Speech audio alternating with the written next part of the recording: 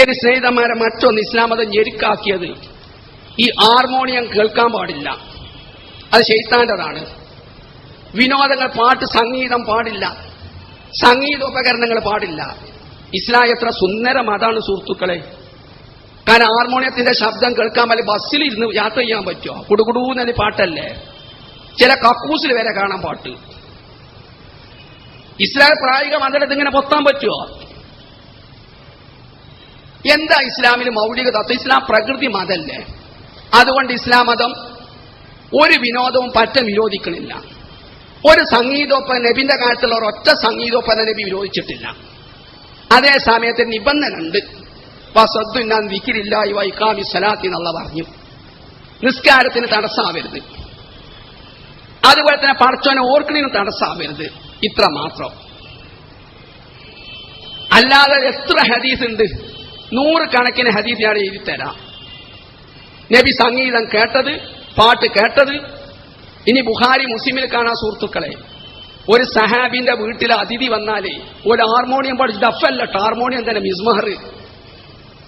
ബുഖാരി മുസ്ലിം ഉദ്ധരിച്ചതാ. ഒരു സഹാബിന്റെ വീട്ടിൽ വിരുന്നാർ വന്നു കഴിഞ്ഞാല് ഉടനെ ഹാർമോണിയം പഠിപ്പിച്ചു. ഈ ഹാർമോണിയം ഇങ്ങനെ കേൾക്കുമ്പോൾ മനസ്സിലാവുന്ന ഇന്നാ വീട്ടിൽ വിരുന്നാർ വന്നിക്കണ്. പിന്നെ ഒരു വാറോല ഹദീസ് മാത്രമാണ് ഇവർക്കുള്ളത്. നബി പറഞ്ഞ അവസാന കാലഘട്ടം വരുമ്പം മആസിഫ് അനുവദിക്കും, പട്ട അനുവദിക്കും, ഇങ്ങനെ കൂട്ടർ വരുന്ന. അത് പരമ്പര മുറിഞ്ഞ മുൻകത്തിയ ഹദീസ. ബുഖാരി തന്നെ മുൻകത്തിയ പരമ്പര അല്ല ഉച്ചരിക്കുന്നത്.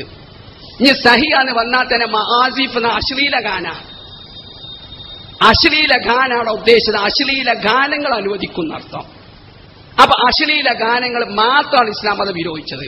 ഇനി മറ്റത് ഖുർആൻ തന്നെ പറഞ്ഞില്ലേ, അശുറാഉ യത്തബിഉൽ ആബു എന്ന് പറഞ്ഞിട്ട് ഇല്ലല്ലദീന ആമനു വഅമിലു സ്സാലിഹാത്തി, ഈമാനും പുണ്യകർമ്മം ചെയ്യുന്നുണ്ടെങ്കിൽ സംഗീതം തെറ്റില്ല, പാട്ട് തെറ്റില്ല എന്ന് പറഞ്ഞു.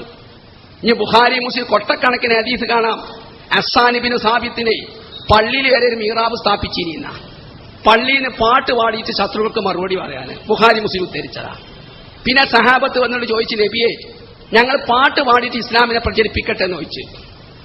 അപ്പൊ നബിസാസം പറഞ്ഞ്, വാളുകൊണ്ട് ഇസ്ലാമിനെ പ്രതിരോധിച്ച നിങ്ങൾക്ക് എന്താണ് നാവ് കൊണ്ട് പ്രതിരോധിക്കണേന്ന്?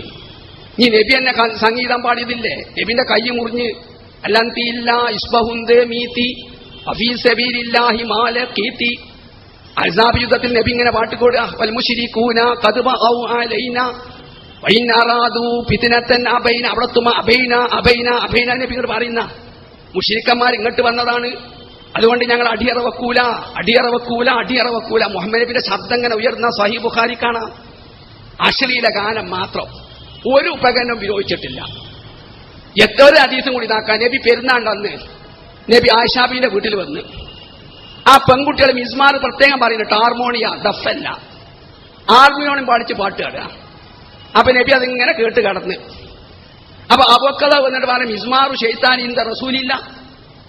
ആയിഷാനിക്ക് കുട്ടികൾ ഇഞ്ഞും മാറിയിട്ടില്ലല്ലേ, പിശാച്ചിന്റെ ഹാർമോണിയം നബിന്റെ അടുത്ത് വെച്ചിട്ട് പാടിപ്പിച്ചു ചോദിച്ചു.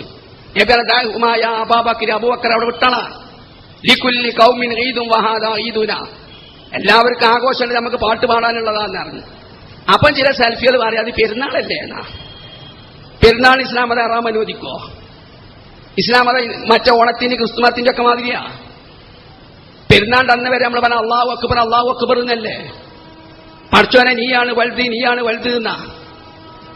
ആ പെരുന്നാൾ എന്നെ കഴിച്ചാലാൻ പാടില്ല. പെരുന്നാൾ ഹറാമാണ്. പെരുന്നാണ്ടന്ന് മുഹമ്മദ് നബി എന്ത് ചെയ്യൂല, അനുവദിക്കൂല.